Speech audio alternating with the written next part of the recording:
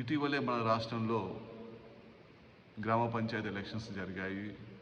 దాంట్లో వివిధ పార్టీల వారు అభ్యర్థులు నిలబడి వార్డ సభ్యులను, గ్రామ సర్పంచ్ను ఎన్నుకోబడినారు.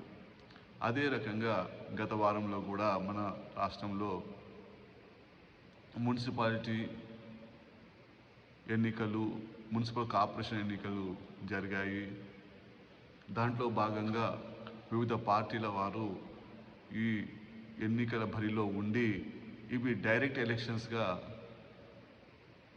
జరపబడ్డాయి బ్యాలెట్ పేపర్ ద్వారా అనే విషయం కూడా మన అందరికీ తెలుసు. అయితే ఈ ఎన్నికల్లో ఏ పార్టీ వారైనా కూడా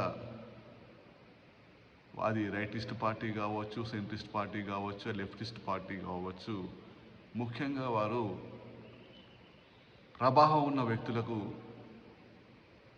రియల్టర్స్కు, అదే రకంగా మద్యం నడిపే వ్యాపారస్తులకు,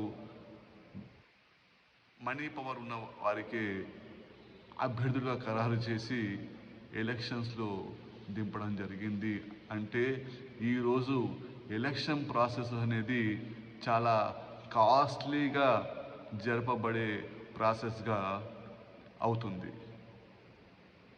ఎలక్షన్స్లో ముఖ్యంగా డబ్బు ప్రవాహము, కుల ప్రవాహము, మత ప్రవాహం అనేది గత కొన్ని సంవత్సరాలుగా మనము చూస్తూ వస్తున్నాం. అది లోక్సభ ఎలక్షన్స్ కావచ్చు, అసెంబ్లీ ఎలక్షన్స్ కావచ్చు, మున్సిపల్ ఎలక్షన్స్ కావచ్చు, లేక గ్రామ పంచాయతీ ఎలక్షన్స్ కావచ్చు. ముఖ్యంగా ఇవి ఉంటేనే అభ్యర్థులు వారు తమ సత్తాను చాటి విజయ బావుట మోగే అవకాశం ఉంది. మంచితనం అనేది అది అంతగా మన ప్రజలు పట్టించుకోవడం లేదు అని కూడా మనకు ఇక్కడ తేటతెల్లమవుతుంది. అయితే ఈ ఎలక్షన్స్లో మనం సంఖ్యాపరంగా విశ్లేషిస్తే 116 మున్సిపాలిటీలకు, 7 మున్సిపల్ కార్పొరేషన్లకు ఎలక్షన్స్ జరిగాయి. అందులో